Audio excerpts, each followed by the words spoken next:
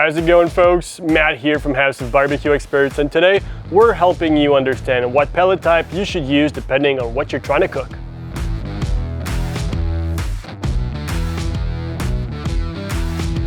Pellet grills have seen a rise in popularity, and rightfully so.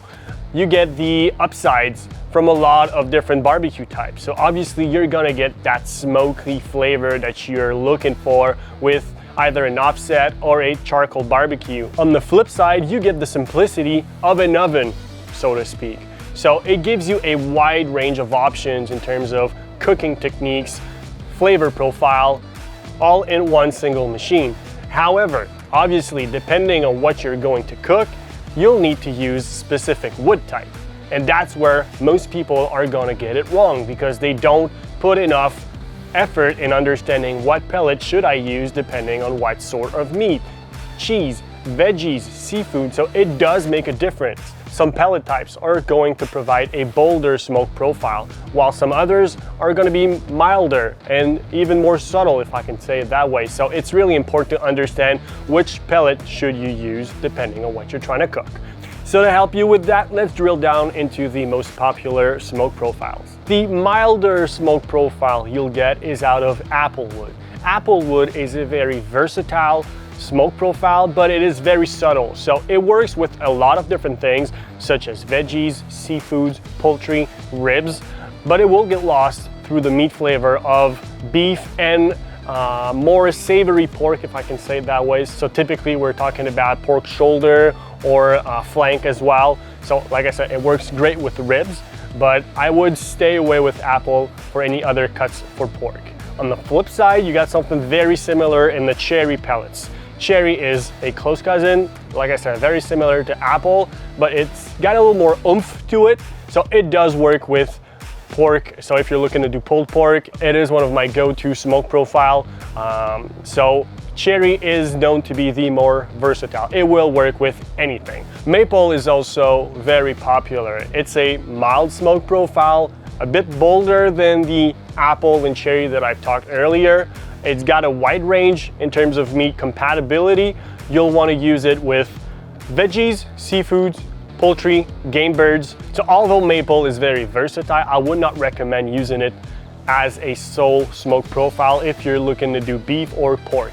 It will get lost in the shuffle as those are tastier meats. Oak is the jack of all trade as far as smoke profile. That being said, I do not think, to my own opinion, that it should be used alone. So it's a good foundation. It's got a full palette in terms of smoke profile, but it's kind of bland as well. So most times what I would recommend is use oak as a 2/3 oak, 1/3 mesquite or hickory to give it a little more oomph to it, just to make sure that the smoke profile does stand out. I would not recommend oak with veggies and poultry though, because it's a little bit higher on the smoke profile scale. So beef, pork, game, seafood will do great with that wood type. So now moving up the scale another notch into the stronger wood profile. So you got mesquite and hickory.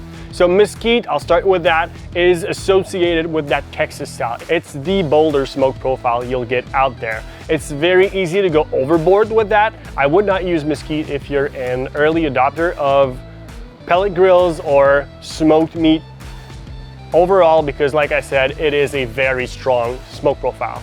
Hickory is very similar to mesquite, toned down a little bit. So in my opinion, my preferences, I rather tend to use hickory a lot more than I do mesquite, and I also try to blend it. Those two wood profile, however, mesquite and hickory works perfectly with beef and wild game, as they have a more bolder meat flavor as well. So if you're using mild smoke profile with these red, deep meat, you're not gonna taste it, let's face it. So hickory, mesquite are perfect if you're doing beef briskets, if you're doing venison, if you're doing boar or even bear, those work wonderfully for that.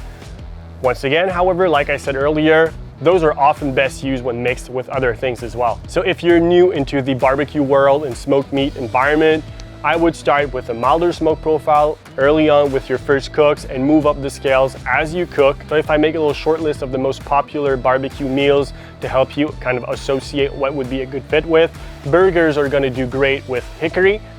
Ribs are gonna do great with cherry mixed with hickory as well, or maple.